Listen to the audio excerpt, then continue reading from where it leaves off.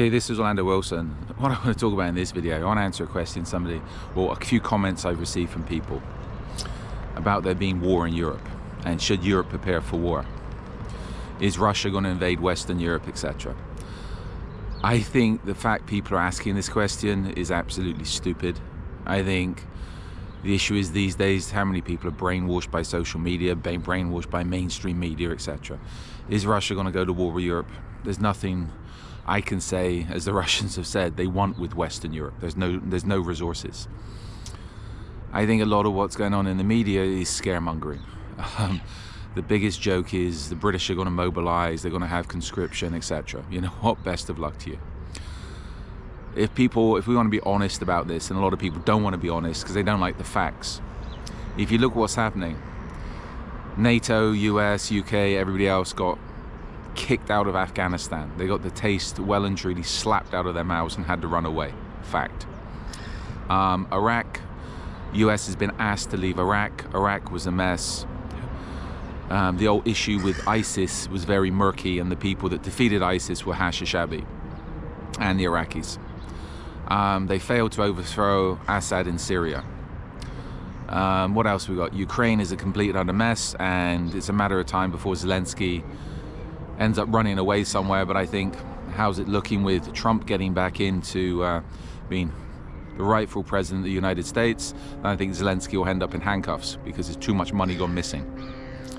So again, all right, let's look at Gaza. Gaza's a mess for the Israelis. They expected an easy victory with Hamas. It's not worked.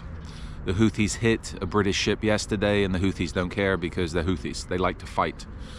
So I think the West bit off more than they could chew there. So I think this is where the schoolyard bully, which has been NATO, US, UK, and everybody else, has finally, how can I put it, been punching above their weight and been called out. So I think all these calls for war in Europe is nothing more than blatant scaremongering, because people are trying to put fear into the general public, because the issue is it's the only way they can try to rectify the current situation, which is a mess. If you look what's happening in the US with Texas, Governor Abbott has just told Biden to go fuck himself as far as the border's concerned, and there's big shit going on there. So we're in a time of, I would say, the order is changing, and anybody that understands things can see that the order is changing. The trouble is the establishment that's been causing all these problems for so long doesn't want the order to change because they're benefiting from it. If the order changes, then they'll no longer benefit, they won't be making money, they won't have their comfy positions, etc. It's a fact. Maybe not in my lifetime, but it's a fact, especially with, I'm not taking sides on this. South Africa's case against Israel in the International Criminal Court, which is bullshit. Bullshit court, because it's UN.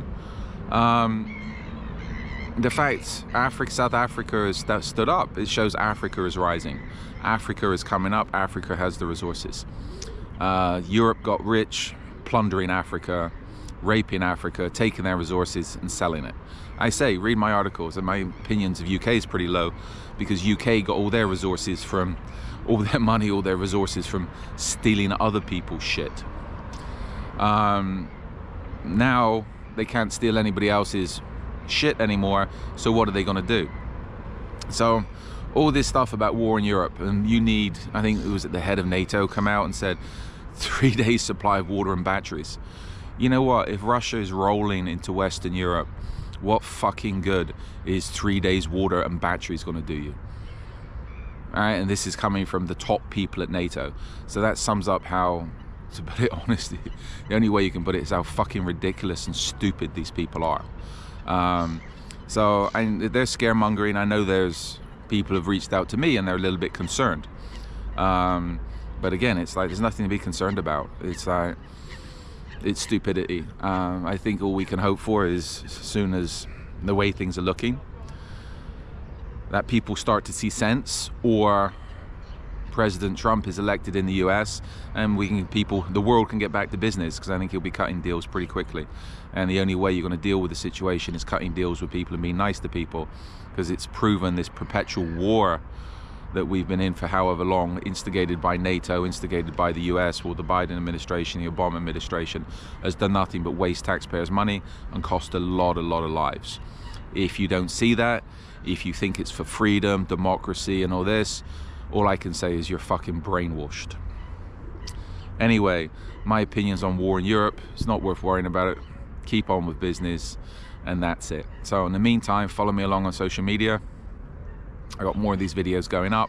We've got a ton of stuff up there at the moment. And also check out my books on Amazon that talk about various aspects of the security world, etc., etc. And when I get the time, there will be new books going up. We're working on 2 new ones at the moment.